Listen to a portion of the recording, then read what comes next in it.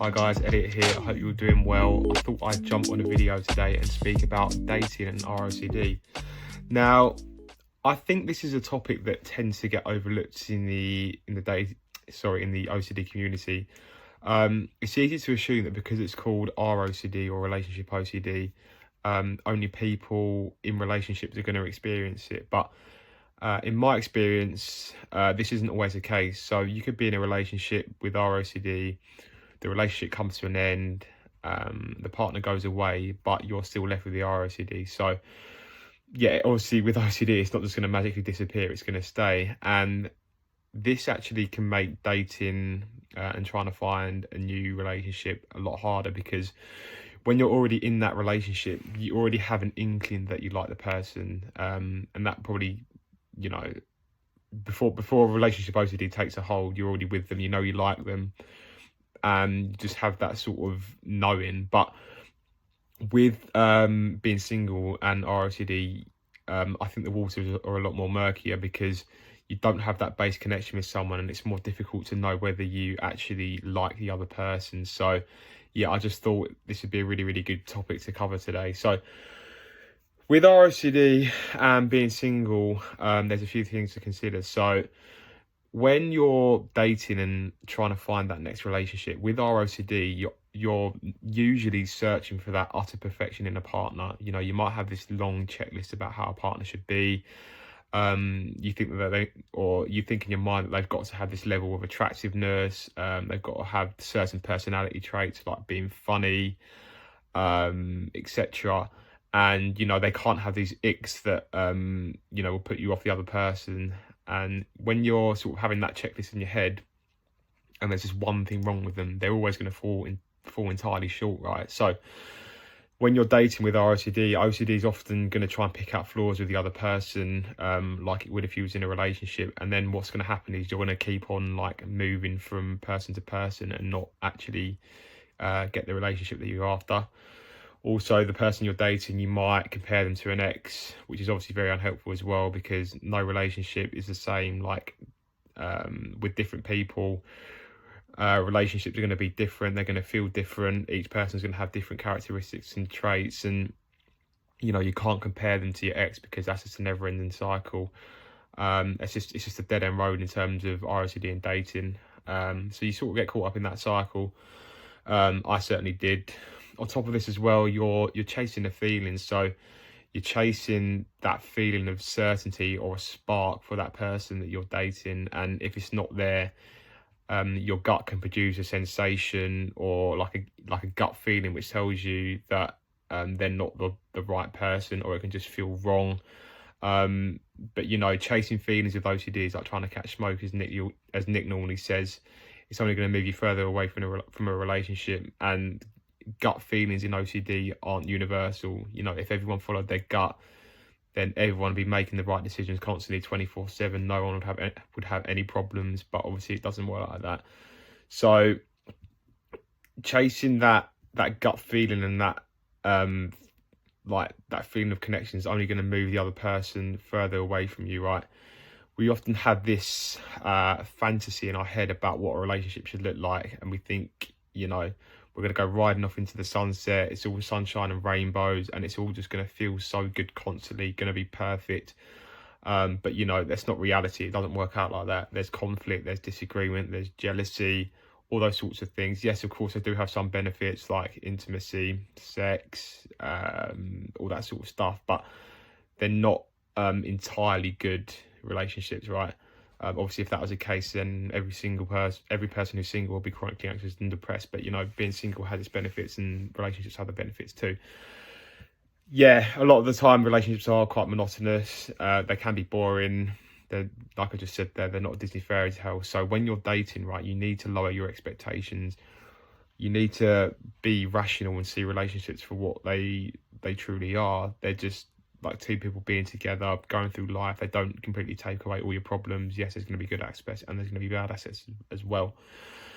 I think another thing to consider here, what's important though, is most of the time relationships aren't based entirely off feelings and sparks flying. So If that was the case, then no friendships would turn into relationships, which often happens because these kinds of relationships are built upon more important values like trust, loyalty, communication, and built over time, and not instant sexual chemistry. So you find that like looking for sparks and instant sexual chemistry on when you're going on dates isn't always going to happen, but it's not always necessarily healthy either.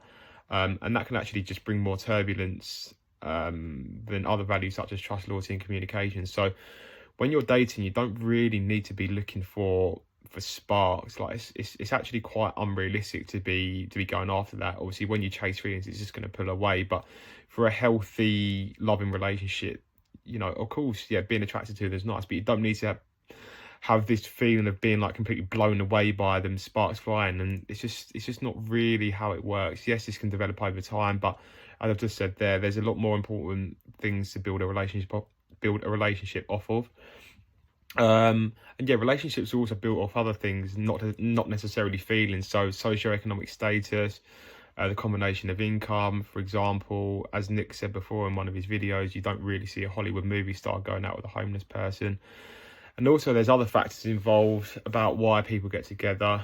For example, a partner being a good parent for their child, maybe someone who's like very caring, and someone who just gives them that foundation, that rock upon which they can rely. So everyone's definition of love is different. So when you're dating and you're single with ROCD, you don't need to be so insistent on feeling the feeling of connection and spark, because as I've just said there, relationships aren't necessarily built on that.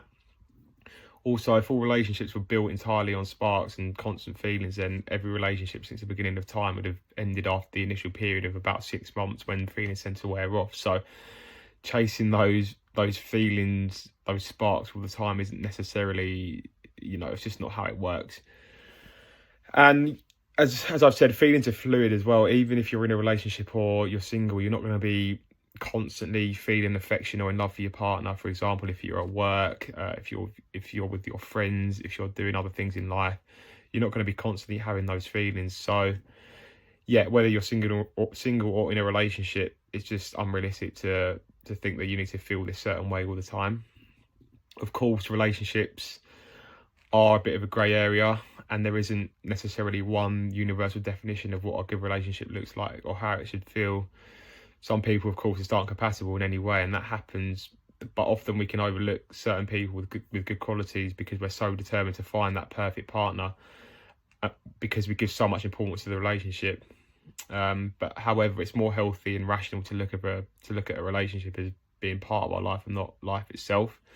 I think as well there's like an element of FOMO, fear of missing out, and the grass being greener. You think that when you're with somebody, you might be missing out on a better partner, someone that you're more attracted to, someone with more money, someone that you get along better with. But if everybody was sat there waiting around for a better partner, then everyone in the world would be single. No one would be in relationships, right? Because everyone would just be waiting for that better partner to come along. But obviously loads of people are in relationships. It doesn't really work like that. People are happy to be in a relationship and taking on that risk of, you know, being in a wrong relationship, which is an irrational concept in itself. So I think we need to bear that in mind when we're dating whilst we're single and dating whilst having ROCD.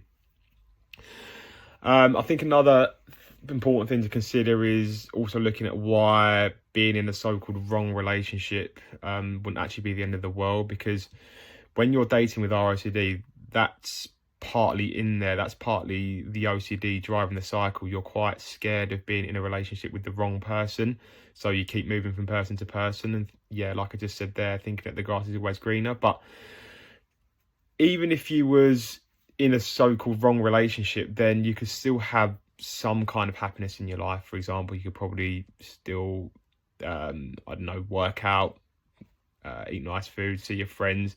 Being that relationship is part of your life, not your whole life, you could still make the best of it, even if you was in the wrong relationship, or in another instance, if you settled for someone, that still isn't that bad. And with OCD, obviously, you're not always going to be able to get that absolute certainty on whether you're settling or you're in a relationship with the wrong person. So when you're single with ROCD, you need to actually break down why settling or not needing that certainty isn't actually the end of the world. Relationships obviously aren't the be all and end all, and when you really look at why it's not actually so bad if you're settling or dating down or in the wrong relationship, your brain will actually end up being less scared, and you'll be able to see things more clearly because you're not just dating from like this lens of fear. Like you'll be able to look at it a lot more rationally, you'll be able to see it a lot more clearly then. Also as well, in my experience with dating and ROCD, there can also be that fear of getting hurt. So there can be a fear of getting in a relationship and the relationship coming to an end. So you actually use the flaws in the other people as like a defense mechanism to protect you from getting hurt down the line. I remember when I had really like bad ROCD on dates, and that I'd feel sick to my stomach and run to the bathroom. And I think part of the reason for that was actually being scared of getting hurt down the line.